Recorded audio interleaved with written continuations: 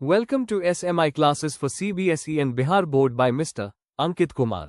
Hello students, प्रश्नावली 1.1 का आज हम पहला प्रश्न करने वाले हैं। सवाल दिया गया है कि निम्नलिखित संख्याओं को अभाज्य गुणनखंड के रूप में व्यक्त कीजिए। मतलब केवल गुणनखंड निकाल के छोड़ देना है। ये सवाल बहुत ही सरल है, बहुत अच्छे से करना है। बस इतना ध्यान रखना कि कई जो इसमें सवाल दिए गए हैं उनके गुणनखंड आपको थोड़ा ज्यादा ध्यान देने हैं, क्योंकि वही एग्जाम में आ सकते हैं, किसी भी ऑब्जेक्टिव में आ सकते हैं। तो चलिए पहला सवाल ले लेते हैं। पहला सवाल है 140।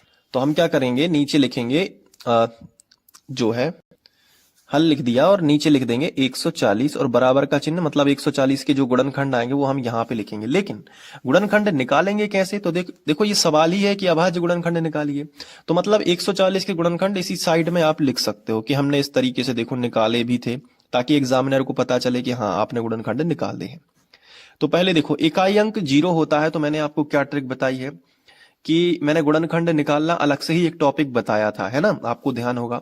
उसमें मैंने आपको केवल गुणनखंड निकालना सिखाया है और उसका बेसिक मैंने आपको रूट बताया है कि किसी भी संख्या में जब भी गुणनखंड निकालना है तो किसी भी कोई भी संख्या दी रहती है तो सबसे पहले 2 से भाग करना ट्राई करो। जब 2 से भाग नहीं जाता है तो फिर आप 3 से ट्राई करो। और कभी कभी कोई संख्या ऐसी होती है जिनमें 3 से भी भाग नहीं जाता तो 5 से ट्राई कर लो। 5 से नहीं गया तो फिर 7 से कर लो, 7 से नहीं गया तो फिर किससे कर लो, 11 से कर लो, 11 से नहीं गया तो 13 से कर लो। तो कुछ जो है संख्याएं हैं इनको आप डायरेक्ट याद कर लो कि 2 3 5 7 11 13। तो एग्जाम में आप फंसोगे नहीं, क्योंकि ज्यादातर क्या होता है कि हम जिस सवाल पे कम फोकस रखते हैं वही परीक्षा में आ जाता है। इसलिए कोई भी सवाल है उसको बहुत ही प्यार से, बहुत ही आराम से करना है, ठीक है। और सभी सवाल आईएमपी होते हैं, ऐसा कोई आईएमपी नहीं होता। पेपर में आ जाता है तो वो आईएमपी कहलाने लगता है। चलो 140 जो आपको दिया गया है, पहले किससे ट्राई करना है, 2 से। तो 2 सत्ते 14, 7 बार गया। 0 जो ऊपर रहता है ना, मैंने आपको बताया कि जो 0 रहता है उसमें कोई भाग नहीं देते, वो 0 सीधा उतार देते हैं, तो 0 आ गया। अब 2 से करो ट्राई। तो अब पता कैसे चलता है, जैसे इकाई अंक में अगर 0 है, ध्यान रखना, अगर इकाई अंक 0 है तो 2 से भाग जाएगा और 5 से जाएगा, बिल्कुल निश्चित है, कंफर्म, बिल्कुल बिना सोचे आप 2 से भाग कर सकते हो। अगर इकाई अंक क्या है, 0 है, तो 2 और 5 इनसे तो भाग जाएगा ही। तो चलो 2 से भाग करते हैं तो 70 के आधे कर देते हैं 35। मैंने आधे क्यों किए, क्योंकि जब भी 2 से भाग देते हैं तो उस संख्या का आधा ही होता है, क्योंकि 35 दूनी 70 ही होंगे। और वैसे नहीं बनता है तो ऐसा कर लो, 2 तिया 6, 7 में से 6 बार 6, 3 बार में 6 तो निकल गए। अब 1 बचा, क्योंकि 7 थे, 6 निकले तो 1 बचा, तो 1 जो बचता है वो साइड में आ जाता है। साइड में आएगा तो कितने हो गए, 10, क्योंकि 0 बना ही था, 1 साइड में आया तो 10, तो 2 पंचे 10, 5 बार चला गया भाग। ये तो आप पे बनता होगा, ठीक है। अब देखो जैसे इकाई अंक 5 है तो फिर हमें 5 से ही भाग देना चाहिए। इकाई अंक अगर 5 आ जाता है तो हमें 5 से ही भाग देना है, ध्यान रखना है। क्यों देना है 5 से भाग, क्योंकि 2 से नहीं जाएगा, 3 से जा सकता है, लेकिन यहां पे 3 से भी नहीं जा रहा है। इकाई अंक 5 है तो किस किस से जा सकता है, ध्यान रखना है, आप अपनी नोटबुक में लिखते जाइएगा। अगर कोई संख्या दी गई है और उसका इकाई अंक 5 है तो उसमें 3 से भाग जा सकता है और 5 से जा सकता है। तो 3 से नहीं जाएगा तो 5 से अवश्य ही जाएगा, बिल्कुल निश्चित जाएगा। तो 5 से जा रहा है, यहाँ पे 3 से नहीं जा रहा है, आप चेक कर लीजिएगा। तो 6.75 35, 7 बार में गया, फिर 7 से ही, 7 में 7 से ही जाएगा, तो 7 एकम 7। तो 140 के जो अभाज्य गुणनखंड होंगे वो होंगे 2 गुणित 2।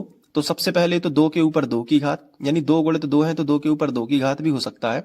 और 5 गुणित 7 सिंगल सिंगल है तो 5 और गुणित 7 हम इसको लिख देंगे, और यही 140 के जो है आपके अभाज्य गुणनखंड आ जाएंगे। बोलो समझ में आया, ठीक है। समझ में आया है तो अभी वीडियो को लाइक करिएगा, ठीक है। अब 156 है, 156 है तो कैसे करोगे, एक बार वीडियो को पॉज कर लो, खुद से भी कुछ प्रैक्टिस करना है, रखा रखाया मिल रहा है तो ऐसा ना हो कि आप बाद में भूल जाओ। तो 156 का वीडियो को पॉज करो, ट्राई करो स्पीड में। अगर आप पूरे तरीके से ईमानदार हो तो वीडियो को पॉज करके ट्राई करो जरा। चलिए अब मैं मान के चल रहा हूं कि आपने निकाला है, ठीक है। तो 156 को थोड़ा सा करेंगे अपन, 156 यहां पे लिखा। अब चूंकि अभाज्य गुणनखंड निकालना है तो 156 साइड में लिख लिया। इसके बाद हम ट्राई करेंगे। देखो इकाई अंक अगर कोई सम संख्या है तो 2 से भाग जाएगा, मैंने गुणनखंड निकालना सिखाया है आपको, उसमें बताया था। अगर इकाई अंक कोई सम संख्या है, जैसे 2 4 6 8, सम संख्या समझते हो ना, जिसमें 2 का भाग पूरी पूरी बार जाता है। अगर इकाई अंक कोई सम संख्या है, ध्यान रखना, अगर इकाई अंक कोई सम संख्या है तो 2 से भाग जाएगा ही जाएगा, ध्यान रखना। अभी लग रहा होगा आपको कि सर बार बार रिपीट क्यों कर रहे हैं, लेकिन जब एग्जाम में बैठोगे तो मेरी ही बातें ध्यान आएंगी, बहुत ध्यान से समझना। तो 2 सत्ते 14, 7 बार में तो 14 निकल गए, यहां पे लिखे थे 15, तो 14 निकल गए तो एक बचा, तो एक साइड में आ गया, तो 16 हो गए, तो 2 अट्ठे 16, ऐसे करना पड़ता है। फिर इकाई अंक फिर से सम संख्या है, 8 एक सम संख्या है ना, तो फिर से 2 से भाग चला जाएगा, तो 2 तिया 6, 7 में से 6 निकल गए 3 बार में, तो 6 निकले थे कितने 7, 6 निकले एक बचा, 18 है, 2 इनाम 18, 39 आ गया। अब 39 ऐसी संख्या है जिसमें आप इकाई अंक देखोगे तो 9 है, जो कि एक विषम संख्या है, तो 9 है तो 3 से चला जाएगा, तो 3 एकम 3 और 3 तिरका 9, 3 बार गया, फिर 13 आ गया, तो 13 में 13 से ही जाएगा, क्योंकि 13 जो है एक अभाज्य संख्या है, तो 13 एकम 13। तो अब 156 में 2 कितनी बार आया है, 2 बार, यानी कि हम लिख सकते हैं 2 के ऊपर 2 की पावर, और 3 आया है 1 बार, तो हम लिख सकते हैं 3 गुणित, और 13 भी 1 बार, तो 13 लिख दिया। बोलो बनेगा कि नहीं, ऐसा ही आया है ना तुम्हारा, ठीक है। अब 156 के बाद जो तीसरा सवाल है वो है 38 25, तो यहाँ पे देखो 38 25 को हम लिखेंगे, बहुत ही धैर्य के साथ, पेशेंस के साथ देखते रहो, सब कुछ बनेगा, तुम पे गणित में टेंशन लेने की जरूरत नहीं है, अभी 1 शॉट भी बना दूंगा आपके लिए, तो रिवीजन हो जाएगा। तो 38 25 जो है वो कैसे करोगे, सबसे पहले क्या करना है, 38 25 जो है उसको आपको क्या करना है, लिख लेना है, बराबर का चिन्ह लगा लेना है। अब देखो 38 25 को साइड में लिख लो, 38 25 ऐसे लिख लोगे ना, फिर एक खड़ी लाइन और एक आड़ी लाइन, ये भी कर लोगे, बिल्कुल कर लेंगे सर। चलिए, इकाई अंक क्या है, 5 है, जब भी इकाई अंक 5 है, मैंने आपको बताया 2 चीजों से ट्राई करिएगा, पहली संख्या 3, दूसरी संख्या 5, मैक्सिमम 5 से जाता है, तो मैं 5 से ही ट्राई कर देता हूं, आप चाहो तो 3 से भी कर सकते हो, जैसे कि 3 से अगर आप सोचते हो तो 3 से जैसे आप सोचते हो तो 3 एकम 3 हो जाएगा, 3 दूनी 6 हो जाएगा, बचेगा 2 हो जाएंगे 22, तो 3 से जा रहा है तो कर देते हैं, 3 एकम 3 है ना। अब 8 बचा, तो 3 अलग अलग संख्याओं में देते हैं, जब बड़ी संख्या हो तोड़ तोड़ के भाग देते हैं, देख लो कैसे, 3 एकम 3, 3 तो निकल गया, अब आ गए 8, तो 8 में 3 की दुनिया ऐसी पढ़नी है कि 8 से ज्यादा ना हो, तो 3 दूनी 6, क्योंकि 3 तिरका 9 ज्यादा हो जाएगा 8 से, तो 3 दूनी 6, समझ पा रहे हो ना, तो 3 दूनी 6 आ गया। अब 8 में 6 निकल गए, कितने बचे, जल्दी बताओ कितने बचे, 2 बचे, कितने हो गए 22, क्योंकि 2 यहाँ ऑलरेडी है, 2 22 हो गए, तो 3 की दुनिया ऐसी पढ़ो कि 22 से ज्यादा ना हो, तो 30 आते 21, 7 बार गया 21 हो गए, एक बचा, आप क्योंकि 22 थे, 30 आते 21, 7 बार में 21 निकल गया, तो एक बचा हो गया 15, 3 5 15, क्लियर हुआ कि नहीं। तो अब देखो ये आ गया, अब 3 से फिर से ट्राई कर लेते हैं, 3 चौके 12, बिल्कुल 3 से फिर चला जा रहा है, 3 चौके 12, एक में नहीं गया तो 2 संख्या हमने इकट्ठी ले ली, 3 चौके 12, 4 बार में चला गया। फिर देखो 7 था, तो 3 की टेबल ऐसी पढ़नी है कि 7 से ज्यादा ना हो, तो 3 दूनी 6, अब क्योंकि हम 3 तिरका 9 पढ़ देते तो 7 से बड़ा है 9 अंक, तो 3 दूनी 6 ही रहने दिया कि कम ठीक है लेकिन ज्यादा नहीं, तो 3 दूनी 6, अब 7 में से 6 निकल गए, एक बचा 15 हो गया, क्योंकि एक बचा तो वो 5 के सामने खड़े हो गए, तो 15 हो गया, तो 3 5 15, 425 आ गया, लेकिन अब नहीं जाएगा 3 से। उसका रीजन ये है कि यहाँ पे 3 एकम 3 करेंगे तो 4 में से 3 निकल जाएंगे, एक बचेगा 12, 3 चौके 12 पूरी बार चला जाएगा, तो 5 में फिर 3 का जाता नहीं है, तो 5 से ही ट्राई कर दो, तो 5 अट्ठे 40, 8 बार गया, बचे 2, 5 अट्ठे 40, समझ में आ रहा है कि नहीं, 5 अट्ठे 40, 40 निकल गए, 42 थे, 40 निकल गए, तो कितने बचे, 2 बचे, हो गए कितने 25 हो गए, तो फिर 5 25, ये 5 बार चला गया, फिर से समझ लो, 5 अट्ठे 40, 42 में से 40 निकल गए 8 बार में, तो कितने बचे 2, अब 2 लिखे तो 5 के सामने आ जाएंगे, तो 25 हो जाएंगे, तो 5 25, अब फिर से 5 से दे दो, 5 की टेबल पहले 8 में पढ़ो, 8 से ज्यादा ना हो, 5 एकम 5, 5 दूनी 10, 8 से ज्यादा हो जाते हैं, तो 5 एकम 5 ही रहने दो। अब 8 में से 5 निकल गए तो कितने बचे, 3 हो गए 35, तो 6.75, 35 7 बार में चला गया, 17 एक अभाज्य संख्या है, तो 17 एकम 17 ही रहने दो। तो 38 25 को क्या लिख सकते हो कि 3 है 2 बार, तो 3 के ऊपर 2 की घात, 5 है 2 बार, तो 5 के ऊपर 2 की घात, फिर 17 है 1 बार, तो 17। तो 38 25 के जो अभाज्य गुणनखंड है बेटा वो आएंगे 3 के ऊपर 2 की घात, 5 के ऊपर 2 की घात गुणित 17। बोलो समझ में आया कि नहीं। तो ये जो 3 सवाल हैं मैंने आपको करवाए, और तीनों सवालों में आपको बहुत, अब चौथा सवाल जो है उसको भी देख लो एक बार। 5005 है, इसको आपको वीडियो को पॉज करके करना है, अगर नहीं बनता है तो ही देखना है। चलिए मैं अब करवा देता हूं। तो देखो ये 5005 है, थोड़ा सा कठिन है लेकिन इतना भी कठिन नहीं है कि आप पे ना बने। सबसे पहले क्या करना है, 5005 बराबर इसके अभाज्य गुणनखंड यहां साइड में निकाल देते हैं। तो 5005 इकाई अंक, देखो मैंने बताया था कि जब इकाई अंक 5 है तो या तो 3 से भाग जाएगा या फिर 5 से जाएगा, लेकिन इसमें 3 का नहीं जा रहा है, आप ट्राई कर सकते हो, 5 का चला जाएगा। देखो 5 एकम 5, मैंने बोला था ना जीरो है तो वो जीरो ज्यों के त्यों उतरते हैं, तो दो जीरो थे तो दो जीरो हमने नीचे लिख दिए। फिर 5 का भाग 5 में गया एक बार। अब 1001 बहुत ही कॉम्प्लिकेटेड संख्या, यहां पे बच्चे फंस जाते हैं कि अब किससे चला जाएगा, बहुत ही दिक्कत हो गई। तो यहां पे कुछ चीजें होती हैं जो एग्जाम टाइम में आपको ध्यान रखनी होती हैं, इसलिए बोलते हैं बार बार रिवीजन करना है, क्योंकि आप समझ के आधार पे कितना भी पढ़ लो लेकिन कुछ चीजों के बारे में पता होना ही चाहिए। जैसे ये संख्या 1001 है, अगर ये आ जाएगी और आपने ढंग से नहीं पढ़ाई की तो यहां फंस जाओगे। यहां जाता है भाग 7 से, याद रखना किससे जाएगा, 7 से सीधा, ना 2 से जाएगा, ना 3 से जाएगा, ना 5 से जाएगा। इसलिए मैंने रूल बताया कि पहले 2 से ट्राई कर लेना। इसमें आप 2 से ट्राई करोगे, नहीं जाएगा तो आप कहोगे चलो 3 से कर लेते हैं। आप इस संख्या में 3 से ट्राई करोगे फिर भी नहीं जाएगा, आप इस संख्या में 5 से ट्राई करोगे फिर भी नहीं जाएगा, फिर आप आ जाओगे 7 पे। तो मेरा बताया हुआ रूल आपको यहां पे हेल्प कर जाएगा। तो फिर 7 से ट्राई करोगे तो 7 10 पहले 10 ले लो, 7 एकम 7, ठीक है, कितने बचे 3 हो गए 30। फिर 7 की टेबल ऐसी पढ़ो कि वो 30 से ज्यादा ना हो, क्योंकि यहां पे 7 एकम 7 हो गया तो 7 10 में से 7 निकल जाएंगे एक बार में। कितने बचेंगे बताओ, आप खुद बताओ, 10 में से 7 निकल गए कितने बचे, 3 बचे ना, तो हो गए कितने 30। अब 7 की टेबल ऐसी पढ़ना है कि 30 से ज्यादा ना हो पाए। 7 चौके 28।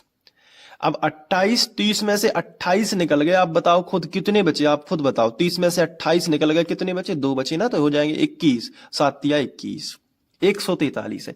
143 में अब 7 से भी नहीं जाएगा, है ना। पूरी संख्याओं से ट्राई करोगे, ना 2 से जाएगा, ना 3 से जाएगा, ना 5 से जाएगा, ना 7 से जाएगा, ना 7 से जाएगा। अब इसके बाद अगली संख्या मैंने आपको क्या बताई थी, 11, इसमें जाएगा 11 से भाग। देखो कैसे, पहले संख्या ले लो 14, तो 11 की दुनिया ऐसी पढ़नी है कि 14 से ज्यादा ना हो, तो भाई एक बार ही पढ़ेंगे, 11 एकम 11। अब कितने बचे बताओ, तो 14 थे, 11 निकल गए तो 3 बचे ना, तो हो गए 33, तो 11 तिया 33। अब 13 एक ऐसी संख्या है जिसमें 13 से ही भाग जाएगा। तो है ना कॉम्प्लिकेटेड, थोड़ा सा कठिन लगा है, लेकिन अगर आप इसकी 2 से 3 बार प्रैक्टिस कर लोगे तो याद ही हो जाएगा पूरा, इसके अभाज्य गुणनखंड याद हो जाएंगे, कोई टेंशन लेने की ज्यादा बात नहीं है। चलो तो इन सभी को लिख लो। तो 5005 के अभाज्य गुणनखंड आएंगे 5 गुणित 7 गुणित 11 गुणित 13। तो इस हिसाब से कोई भी संख्या रिपीट नहीं हो रही है, तो 5000 ऐसे ही लिखेंगे, 5005 के गुणनखंड ये है। अब एक और संख्या है बहुत ही खतरनाक वाली, उसको करके आप देखोगे क्या है वो, 7429। मैं लिख देता हूं यहां पे 7429। ये जो संख्या है ये इससे भी खतरनाक है और ये ही एग्जाम में पूछे जा सकते हैं। तो इसको कैसे करोगे 7429 को, देखो यहाँ पे जो रूल होते हैं ना वो धरे के धरे रह जाते हैं। क्या होता है कि कई बच्चे सोचते हैं कि ये तो इसमें किसी का भाग जा ही नहीं रहा, इसलिए मैंने एक कॉमन रूल आपको बताया है कि पहले 2 से ट्राई करो, 2 से नहीं जाता 3 से करो, कम से कम हार तो नहीं मानोगे ना, ट्राई तो करते रहोगे, 2 3 5 7 11। फिर धीरे धीरे आप 13 से ट्राई करोगे, 13 से। इस 7429 में 13 से भी नहीं जाएगा, आप देखोगे कि ना, देखो इसमें ना 2 से गया है, ना 3 से गया है, ना 5 से गया है, ना 7 से गया है, ना 13 से गया, 11 से गया है, ना 13 से गया है, सीधा 17 से भाग गया है इसमें। तो यही तो मैं आपको बता रहा हूं ना कि ट्राई करोगे एग्जाम में, ऐसा तो नहीं होगा ना कि छोड़ के आ जाओगे कि मुझसे नहीं बन रहा, आप ट्राई करते जाओगे, कहीं ना कहीं तो फंसी जाएगी संख्या। तो यहाँ 17 पे फंसी है। ऊपर वाला सवाल देखो कितने पे फंसा था, ऊपर वाला सवाल यहाँ पे 7 पे फंस गया था। तो यही होता है प्रैक्टिस का। और कई बच्चे ऐसे होते हैं कि 7429 संख्या को डायरेक्ट याद कर लेते कि आने दो एग्जाम में देखते हैं इसको। 7429 आया तो उनका सीधा यहाँ पे 17 लिखता है, सीधा 17, कि भाई उन्हें पता है, 2 से 5 बार करके आए हैं, उन्हें पता था कि ये आएगा। अब 74 17 का करोगे तो पहले 74 है, पहले 74 संख्या। 17 की दुनिया ऐसी पढ़ना है कि 74 से ज्यादा ना हो। तो 17 की दुनिया क्या आपको आती है? कई बच्चों को नहीं आती होगी दुनिया, कोई टेंशन नहीं है। अगर दुनिया भी नहीं आती है तो भी मैं आपको देखो ऐसा बताता हूं, 17 का पहले 2 से करो तो 17 दूनी 34, ठीक है। अब फिर 17 का कितने में करो, 3 से, तो 17 तिया 51, 17 चौके 68, तो 17 गुणित 4 कर लेना तो 68 आएंगे। फिर 5 करोगे तो ज्यादा हो जाएंगे, ये 17 पौने 85 होते हैं, मैं आपको बताऊं तो 74 से तो ज्यादा हो जाएंगे। तो 17 चौके 68, 4 बार भी आपको लिखना है और 68 आ जाएंगे। अब 74 में से 68 निकल जाएंगे 4 बार में, तो 74 में से 68 निकल जाएंगे तो 14 में से 8 जाएंगे यहाँ पे, तो 8 6 14, यहाँ पे बचेगा कट, 6 बचेंगे। तो जो 6 बचेंगे बेटा वो 6 इधर आ जाएंगे, तो कितने हो जाएंगे, 62, 62 हो जाएंगे कि नहीं। तो देखो अब 17 की टेबल ऐसी पढ़ना है कि 62 से ज्यादा ना हो, तो 17 तिया 51, क्योंकि 17 चौके 68, 62 से ज्यादा हो जाएंगे। तो 17 तिया 51। अब देखो आप बहुत ही स्पेशल तरीके से 62 थे, 51 निकल गए, तो 2 में से 1 गया तो 1, और 6 में से 5 गए, कितने बचे? 11। 11 बच गए और साइड में लिखा है 9, तो 11 और 9 कितने हो जाएंगे? 119। तो 17 सत्ते 119 होता है। अब अगर नहीं भी पता है तो 17 की टेबल में आप गुणा करते जाओगे तो 7 बार में आपको 119 प्राप्त हो जाएगा। और इससे अच्छा तो मैं आपको बताऊंगा ना, 74 29 का याद रखो, सीधा 17 से जाएगा। क्योंकि कितना भी समझ लो, अगर आपने नहीं ध्यान दिया तो एग्जाम में सिर्फ भाग देते रह जाओगे, बाकी बच्चे आगे निकल जाएंगे, आप टाइम वेस्ट करोगे सीधा। तो 437 आ जाएगा, 17 से कर देना, ठीक है। अब यहाँ पे 19 से जाएगा, देखो यहाँ 17 से गया, फिर डायरेक्ट 19 से। ये सारी संख्या जो मैंने आपको भी बताई थी ना, 2 से लेके 17 तक, वो सब कुछ यहाँ पे कोई काम नहीं करेगी, सीधा 19 से भाग जाएगा, और वो भी 23 बार जाएगा। कैसे जाएगा? देखो यहाँ 43 है ना, तो 17 दूनी 34 हो जाएगा। तो बचेंगे कितने यहाँ पे? 43 है। आप खुद दिमाग लगाओ कि 43 में से 34 आप घटा दोगे तो 13, 3 के मान लेते हैं 13, 13 में से 4 गए, 9 बचे, यहाँ कट 9 बचेंगे ना, 9 बचेंगे, और यहाँ पे 7 है, तो यहाँ पे हाँ, यहाँ पे 19 दूनी 38 होगा। तो पहले मैं 43 में से 38 आपको घटा के बताऊंगा, मिस्टेक हो रही थी। तो देखो 43 जो है उसमें से मैं 38 आपको घटा के बता देता हूँ, 19 दूनी 38 होगा, क्योंकि तो 3 में से 3 के मान लेते हैं 13, 13 में से 8 जाएंगे तो कितने बच जाएंगे? 5 बचेंगे, है ना, और ये कटपिट हो जाएगा। तो 5 और 5 और ये साइड में लिखा है 7, तो 19 तिया 57 हो जाएगा, फिर तो 23 बार में जाएगा, और 23 का फिर 23 में ही जाता है। बहुत ही कठिन है ये, लेकिन उतना सरल भी मैं कहूंगा, क्योंकि मगर अगर मैं आपकी जगह पे होता ना तो 74 29 का सीधा याद कर लेता, 17 19 23 सीधा, कोई टेंशन नहीं है। कोई नहीं कहेगा आपके कि इसमें समझना है, इसमें आपने रट लिया, कोई नहीं कहेगा। क्यों? क्योंकि संख्या ही ऐसी है भाई, रट लोगे तो आपका टाइम सेव होगा एग्जाम में, सीधी सी बात है। प्रैक्टिकल बनो, टेंशन लेने की जरूरत नहीं है। तो 74 29 का 17 19 और 23 जो है वो अभाज्य गुणनखंड होंगे। तो इस तरीके से प्रश्नावली 1.1 का प्रश्न क्रमांक 1 जो है वो समाप्त होता है। और इसमें मैंने आपको बताया कि अभाज्य गुणनखंड के रूप में हम कैसे व्यक्त कर सकते हैं। अब कई बच्चे कहेंगे कि सर हमें नोट करना है, तो नोट करना है नोटबुक में, तो मैं आपको एक एक करके दिखा देता हूं। पहले ये लिखिए, वीडियो को पॉज कर सकते हो आप, ठीक है, वीडियो को क्या कर सकते हो? पॉज। आगे देखो, ये लिखना, फिर इसके बाद ये लिखना है। हेलो स्टूडेंट्स, आगे बढ़ते हुए आज हम प्रश्नावली 1.1 का प्रश्न क्रमांक 2 हल करना सीखेंगे। सवाल दिया गया है कि पूर्णांकों के निम्नलिखित युग्मों के एचसीएफ और एलसीएम ज्ञात कीजिए तथा इनकी जांच कीजिए कि दो संख्याओं का गुणनफल बराबर एचसीएफ गुणित एलसीएम है। प्रश्न 2 के अंदर 3 सवाल हमें दिए गए हैं। पहला सवाल 26 और 91, दो संख्याएं हमें दी गई हैं 26 और 91। तो इसमें करना क्या है, हर सवाल में दो दो संख्याएं हैं, ये आप देख रहे हो, यहाँ 510 और 92 है, यहाँ 336 और 54 है। तो हर सवाल में दो दो संख्याएं हैं। करना क्या है, इन दोनों संख्याओं का सबसे पहले एचसीएफ निकालना है, फिर उनका एलसीएम निकालना है, फिर जांच करनी है। कैसी जांच करोगे कि दोनों संख्याओं का जो गुणनफल है वो बराबर होना चाहिए एचसीएफ गुणित एलसीएम के। मतलब हम इन दोनों संख्याओं का गुणा करेंगे। जैसे हम पहला सवाल करेंगे यदि, तो इसमें हम जैसे दो संख्या हमें 26 और 91 दी गई हैं, तो हम इन दोनों का गुणा करेंगे और जो आंसर आएगा वही आंसर हमारा, जो हम एचसीएफ हमने निकाला है और जो एलसीएम निकाला है, उन दोनों का गुणा करने से भी वही आंसर आना चाहिए जो इन दोनों संख्याओं के गुणा करने से आया है। तो हम कहेंगे कि हमारा एचसीएफ और एलसीएम दोनों ठीक है, क्योंकि ये फॉर्मूला होता है, दो संख्याओं का गुणनफल बराबर होता है एचसीएफ और एलसीएम। ठीक है, ये सूत्र ही है, तो इसी से जांच हो जाएगी। तो देखो पहला सवाल करेंगे तो और अच्छे से समझ में आएगा। तो हम 26 और 91 जो पहला सवाल है इसको हम अलग से लिख लेते हैं। तो पहला सवाल हमने लिख लिया 26 और 91। तो कैसे करना है, बहुत ध्यान से देखिए। सबसे पहले अगर आप तरीके से हल करेंगे जैसा बोर्ड एग्जाम में करना है, तो आपको लिखना चाहिए दी गई संख्याएं। तो सबसे पहले आपने लिखा दी गई संख्याएं, और वो दोनों संख्याएं कौन कौन सी हैं, 26 और 91। तो यहां नीचे लिखोगे 26 और 91, ये दोनों संख्याएं आपको लिख लेनी है। इसके बाद आपको क्या करना है कि 26 के अभाज्य गुणनखंड निकालना है और 91 के, तो यहाँ पे लिखोगे पहले लिखोगे 26 के अभाज्य गुणनखंड, फिर लिखोगे 91 के अभाज्य गुणनखंड और बराबर यहाँ और बराबर यहाँ, इतना कर लोगे। ठीक है, अपने आप से पूछते जाओ कि हाँ इतना कर लेंगे। ठीक है, अब रफ पेपर पे जाना है आपको, मतलब रफ वर्क करना है थोड़ा सा। तो मैं रफ वर्क जो है उसके लिए अलग पेज का यूज कर लेता हूँ। ये देखो, यहाँ पे आपको सबसे पहले 26 के अभाज्य गुणनखंड निकाल देने हैं। तो 2 से अपन ट्राई करेंगे सबसे पहले। 2 एकम 2, एक बार चला गया। अब 6 में 2, तो 2 तिया 6, 3 बार चला गया। तो 13 दूनी 26। ठीक है, अब 13 एक अभाज्य संख्या है, 13 में 13 का ही भाग जाता है, याद रखिएगा। तो 13 एकम 13, तो कितना आया 13 गुणित 2। तो यहाँ पे लिख दो 13 गुणित 2, या आप लिख सकते हो 2 गुणित 13, दोनों सही है, टेंशन मत लो। इसके बाद अब हम निकालेंगे 91 के अभाज्य गुणनखंड। तो मैं 91 के अभाज्य गुणनखंड यहाँ पे आपको अलग से दिखाऊंगा। तो 91 हमने लिखा। इसके बाद अब हम ट्राई करते हैं 2 से।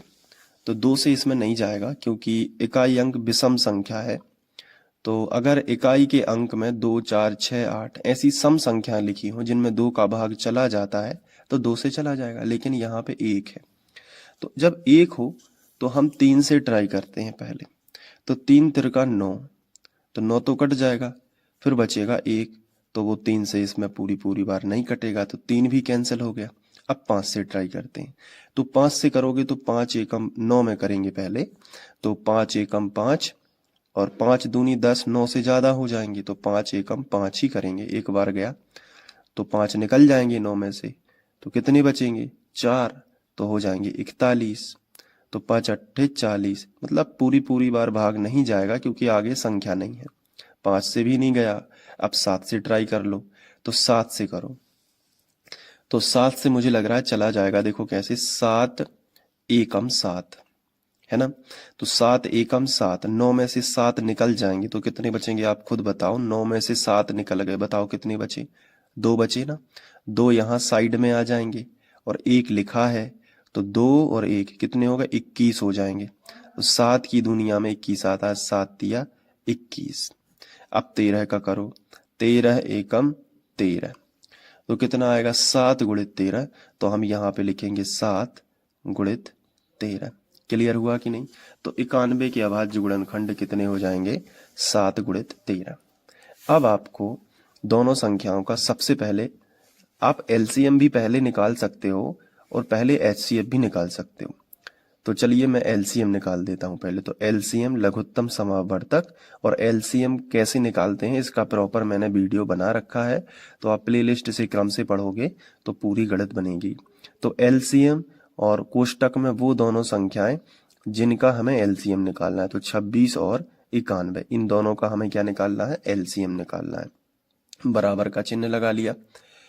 अब एलसीएम निकालना है तो उसके लिए क्या शर्त है कि हमें सभी संख्याओं को लिखना है यहां से, और उनकी ऊंची घातों को लिखना है। क्या करना है, ऊंची घातों को लिखना है, और कभी कोई भी संख्या रिपीट नहीं लिखनी है, डबल नहीं लिखनी है।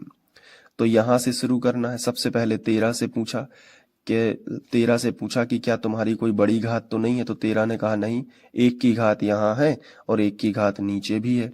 तो 13 जो है वो सबसे ऊंची घात अपने आप में है। ठीक है, क्योंकि 13 से बड़ी कोई घात नहीं है। 13 के ऊपर 2 की पावर होती अगर नीचे, तो हम उसको पहले लिखते, इसको नहीं लिखते, क्योंकि एलसीएम में क्या चाहिए हमें, सबसे बड़ी घातों को। लेकिन है नहीं, 13 से फिर आगे बढ़े। अब एलसीएम निकालते टाइम याद रखना कि हम पहली संख्या के अभाज्य गुणनखंड से स्टार्ट करते हैं अपनी यात्रा, और आखिरी वाली संख्या के गुणनखंड तक जाते हैं, ताकि कोई संख्या रह ना जाए। तो 13 अपने आप में सर्वोत्तम घात लेके बैठा हुआ है। इसके बाद 2 से पूछा क्या तुम्हारी नीचे कोई घात तो नहीं है बड़ी। 2 ने कहा नहीं, 2 अकेला ही है, तो 2 लिख लिया। फिर 7 से पूछा, 7 ने कहा नहीं, 7 से बड़ी घात है ही नहीं, तो 7 ही आ जाएगा। फिर 13 से पूछा, 13, अब 13 हम नहीं लिख सकते क्योंकि 13 पहले लिख चुका है, तो 13 को नहीं लिखेंगे। अब आगे देखो एलसीएम में, 13 दूनी 26, इन दोनों का गुणा किया तो कितना आया 26, और गुणित कितना है 7। अब देखो 7×6 42, 42 की 2 हासिल आ जाएगी 4 और 7 दूनी 14, 14 में 4 जोड़ोगे तो 18, 182 जो है वो आपका एलसीएम आ जाएगा। अब हम निकालेंगे एचसीएफ। तो एचसीएफ कैसे निकालते हैं? एचसीएफ दोनों संख्याओं का 26 और 91 का कैसे निकालते हैं? बहुत ही सरल है। एचसीएफ कहता है कि दोनों के जो अभाज्य गुणनखंड हैं 26 के और 91 के, उन दोनों में देखो ऐसी कौन सी संख्या है जो उभयनिष्ठ है, यानी जो दोनों में उपस्थित है। तो देखो 13 ऊपर भी है और संख्या 13 नीचे भी है, तो 13 दोनों में है। घातें नहीं देखना, केवल संख्या देखो, तो 13 दोनों में है। अब जो भी संख्या है उसकी सबसे छोटी घात लिखनी है, तो 13 तो अब 13 की सबसे छोटी घात के रूप में ही है, 13 के ऊपर 2 की पावर तो है नहीं, तो 13 की सबसे छोटी घात 13 के ऊपर 1 की घात ही है। तो उभयनिष्ठ संख्या की सबसे छोटी घात एचसीएफ कहलाती है। तो ये हो गया 13। तो हमें एलसीएम मिल गया और एचसीएफ मिल गया। अब हम जो है और आगे जांच कर सकते हैं इसकी, तो हम हेडिंग डालेंगे जांच। आपको इसी तरीके से हेडिंग डालनी है जांच। अब इसके बाद क्या करना है? जांच में आपको वही सूत्र लगाना है। वो सूत्र है कि दोनों संख्याओं का गुणनफल बराबर एलसीएम गुणित एचसीएफ। दोनों संख्याएं कौन कौन सी हैं? 26 और 91।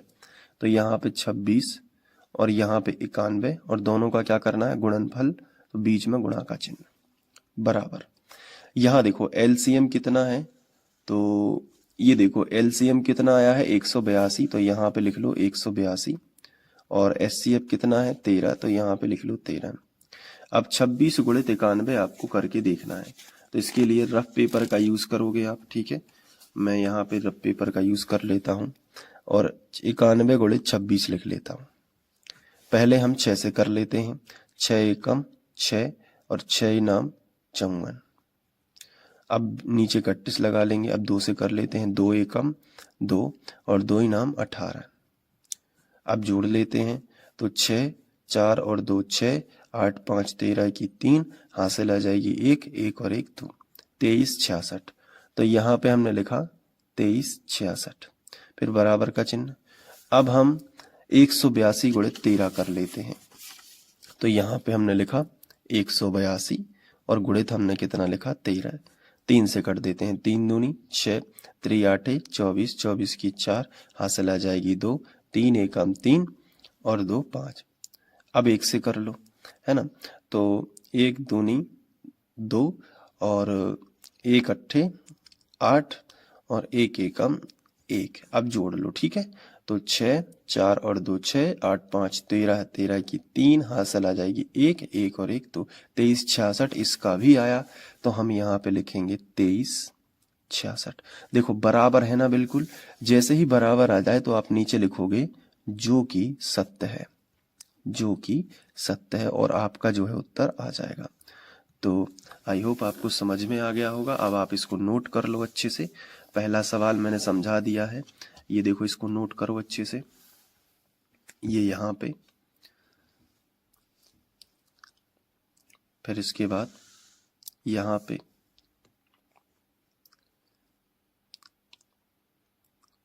फिर इसके बाद यहाँ पे। अब जो इसके बाद मैंने आपको बताया, इसका प्रश्न क्रमांक 3 हल करना सीखेंगे। इसमें दिया गया है कि अभाज्य गुणनखंड विधि द्वारा निम्नलिखित पूर्णांकों के एचसीएफ और एलसीएम ज्ञात कीजिए। तो इस बार हमें 3-3 संख्याएं दी गई हैं। इसके पहले के जितने भी सवाल करे हैं उसमें 2 संख्याएं होती थी और दोनों का हम एलसीएम और एचसीएफ निकालते थे। लेकिन अब आप देख रहे होंगे कि आपको 3 संख्याएं दी गई हैं। यहाँ पे भी आप देखो 3 संख्याएं दी गई हैं, यहाँ पे भी देखो 3 संख्याएं हैं। तो पहला सवाल हम स्टार्ट करते हैं। तो पहला सवाल हमने लिख लिया है। अब जो सॉल्यूशन है मैं उसी तरीके से कराऊंगा जैसा आपको परीक्षा में लिखना है। तो समझना भी हो गया, नोट्स भी बन गए और पता भी चल गया कि एग्जाम में लिखना कैसे है। सबसे पहले जो हमें दिया रहता है वो हम लिखते हैं। तो हमने लिखा दी गई संख्याएं, और जो संख्याएं हमें दी गई हैं, जैसे 15, पहले 12 है, फिर 15 है और उसके बाद है 21। इतना सबसे पहले आपको लिख देना है, तो इतना तो आप पे बन जाएगा। अब पहले क्या निकालना है, हमें देखो HCF बोला गया है और LCM बोला गया है, कोई दिक्कत नहीं है, बस ध्यान से समझते जाओ। हमें चाहे HCF निकालना हो चाहे LCM निकालना हो, हमें अभाज्य गुणनखंड पहले निकालने पड़ेंगे। तो हम यहाँ पे लिखेंगे 12 के अभाज्य गुणनखंड और हमने बराबर का चिन्ह लगा लिया। इसके साथ साथ 15 के अभाज्य गुणनखंड नीचे लिख लेते हैं और साथ में 21 के अभाज्य गुणनखंड तो हमने लिखा। इसके बाद अब हम सबसे पहले रफ पेपर पर 12 के अभाज्य गुणनखंड निकाल देते हैं। बहुत ध्यान से समझते जाना और धीरज रखना थोड़ा सा, है ना। 12 लिखा, एक खड़ी लाइन और एक आड़ी लाइन ऐसे खींचना है। गुणनखंड निकालना मैंने आपको बताया है, सबसे पहले 2 से भाग करना होता है। तो 2 इछाऊं 12, 6 बार चला गया। जब 2 से भाग ना जाए तो 3 से भाग देना, जब 3 से ना जाए तो 5 से देना। मैंने आपको गुणनखंड निकालना अलग से सिखाया है, तो वो वाला वीडियो अगर नहीं देखा है तो आप डिस्क्रिप्शन में जो प्लेलिस्ट की लिंक है उस पे जाके आप सारे वीडियोस देख सकते हो। इसके बाद अब हम 6 जो है इसमें भी 2 से चला जाएगा, क्योंकि 2 की दुनिया में 6 आता है 3 बार में, 2 तिया 6। अब 2 की दुनिया में 3 नहीं आता तो 3 से ही भाग करेंगे, 3 1 कम 3 एक बार चला जाएगा।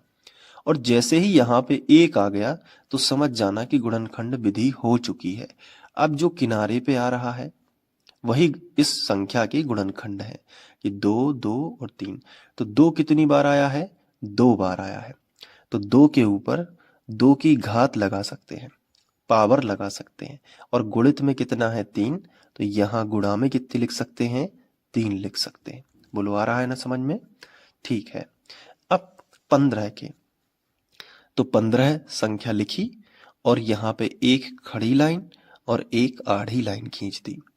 अब देखो इकाई अंक 5 है जो कि एक विषम संख्या है, तो कभी भी 2 से भाग नहीं जा सकता, क्योंकि 2 से भाग तभी जाएगा जब इकाई अंक एक सम संख्या है।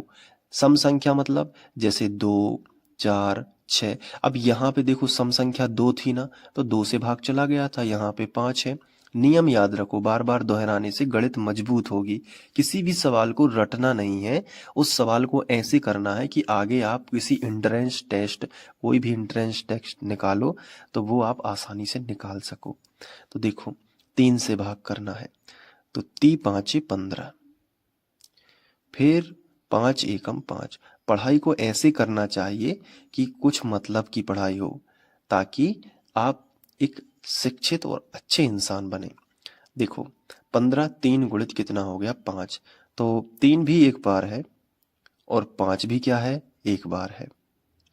अब इसके बाद 21 जो है उसके अभाज्य गुणनखंड निकालने, तो 21 लिखा रफ कॉपी में, एक खड़ी लाइन एक आड़ी लाइन। इकाई अंक बताओ, सम संख्या है कि विषम संख्या है, बताओ इकाई अंक सम है कि विषम है। आप कहोगे सर इकाई अंक विषम है, क्योंकि एक विषम संख्या है। तो 3 से भाग करो पहले, 30 आते 21, 3 की दुनिया में 21 आता है 7 बार में, और फिर 7 का भाग 7 से ही जाता है, क्योंकि 7 एक अभाज्य संख्या है। तो 21 के गुणनखंड हो जाएंगे 3 गुणित 7। तो हमने 12 के गुणनखंड निकाल दिए, 15 के निकाल दिए और 21 के निकाल दिए। अब जैसे ही गुणनखंड निकल जाते हैं तो अब हम LCM और HCF निकाल सकते हैं। तो हमने हेडिंग डाल दी LCM। LCM जिन संख्याओं का उन्हें कोष्टक में लिखो, जैसे पहली संख्या थी 12, कॉमा दूसरी संख्या थी 15, कॉमा तीसरी संख्या थी 21। इन तीनों संख्याओं को हमने लिखा, फिर बराबर का चिन्ह लगा देना है।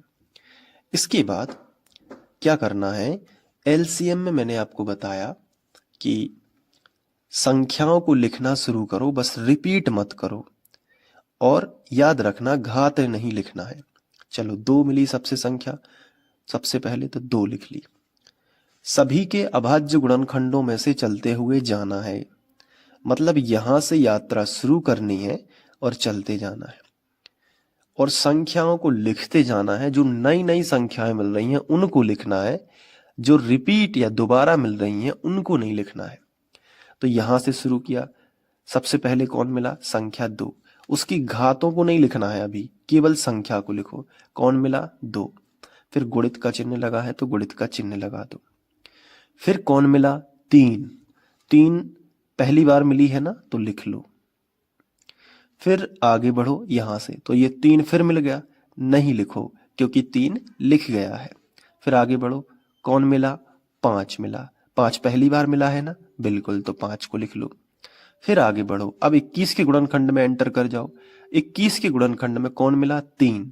3 तो लिख चुका है ना, तो 3 को मत लिखो। फिर आगे बढ़ो, कौन मिला? 7। 7 को लिख लो। अब एलसीएम में हम बड़ी घातों को लिखते हैं, जो भी हमें संख्या मिली है ना उनकी बड़ी घात को लिखेंगे, और एचसीएफ में लिखते हैं छोटी घात को। याद रखना, एलसीएम में लिखते हैं बड़ी घात को और जबकि एचसीएफ में लिखते हैं छोटी घात को। अब बताओ हमें, जो 2 है इसकी बड़ी घात तीनों में कितनी है? सबसे बड़ी घात ये देखो, ये 2 के ऊपर 2 की पावर है ना, ये सबसे बड़ी घात है। इससे बड़ी 2 के ऊपर 3 की घात तो नहीं है ना, 2 के ऊपर 4 की घात तो नहीं है ना, नहीं है ना, केवल 2 के ऊपर 2 की घात सबसे बड़ी है। आगे बढ़ जाओ। अब जो 3 है, अब ये बताओ कि 3 की सबसे ऊंची घात क्या है? तो यहां भी 3 के ऊपर 1 की घात है, यहां भी 3 के ऊपर 1 की घात है, और यहां भी 3 के ऊपर 1 की घात। कहीं 2 की घात तो नहीं है, नहीं, तो सबसे ऊंची घात है 3 के ऊपर 1 की घात। आगे बढ़ जाओ, 5 भी अकेला लिखा है और 7 भी अकेला है 1 की पावर के साथ। कोई टेंशन, ये एलसीएम हो गया आपका। अब इसको सॉल्व कर लो। 2 के ऊपर 2 की घात का मतलब 2 गुणित 2 यानी कि 4 गुणित, ये देखो 5 तिया 15, इसको समेट के लिख दो, 5 तिया 15 और गुणित कितना हो गया? 7। अब 15 चौके 60, 15 चौके 60 और गुणित कितना है? 7। अब 7 का कर दो, तो संख्या का संख्या में कर दो, 0 बाद में लगा देना, तो 7×42। अब 0 लगा दो, तो कितना आया? 420। एलसीएम आ गया। अब निकालना है एचसीएफ, तो हेडिंग लगा दो HCF, हाईएस्ट कॉमन फैक्टर, और ये है लीस्ट कॉमन मल्टीपल। मैंने आपको इनकी फुल फॉर्म और अलग से इनकी मेथड बताई है। अब HCF जो है वो किसका? 12 का, 15 का, 21 का, ये निकालना है। ठीक है, कोई टेंशन नहीं, आराम से आ जाएगा। एचसीएफ में आपको वो संख्या लिखनी है जो तीनों में उपस्थित है, तीनों संख्याओं के अभाज्य गुणनखंडों में उपस्थित है, ऐसी संख्या लिखो। देखो 3 इसमें भी है, 21 के अभाज्य गुणनखंड में भी 3 है, 15 के अभाज्य गुणनखंड में भी 3 है, और 12 के अभाज्य गुणनखंड में भी 3 है। तो 3 3 3 तीनों में है ना, तो एचसीएफ जो होगा वो 3 होगा।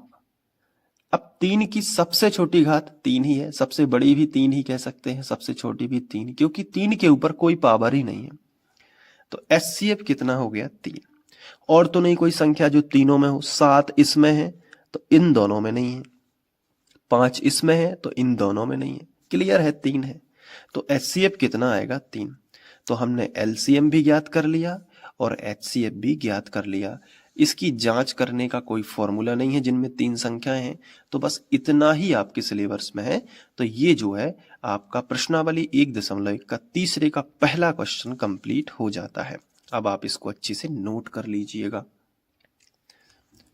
इसके बाद यहाँ पे आप वीडियो को पॉज करके नोट करिएगा। इसके बाद ये, अब आप कहोगे कि सर हम इतना करके आएंगे तो आपको पूरे नंबर मिल जाएंगे। बिल्कुल, बस एक चीज और लिखना है, वो क्या है? ये वाली लाइन, इसे कहते हैं फिनिश लाइन, यानी अंत में सवाल की समाप्ति कुछ भाषा के साथ में करना है हमेशा। उससे क्या होता है कि जो हमारा सॉल्यूशन है वो अच्छा माना जाता है। तो एचसीएफ 3 है और एलसीएम 420 है, और थोड़े दूर इस तरीके से आप चाहो तो ये पूर्ण विराम टाइप भी लगा सकते हो, और नहीं लगाना है तो मत लगाओ।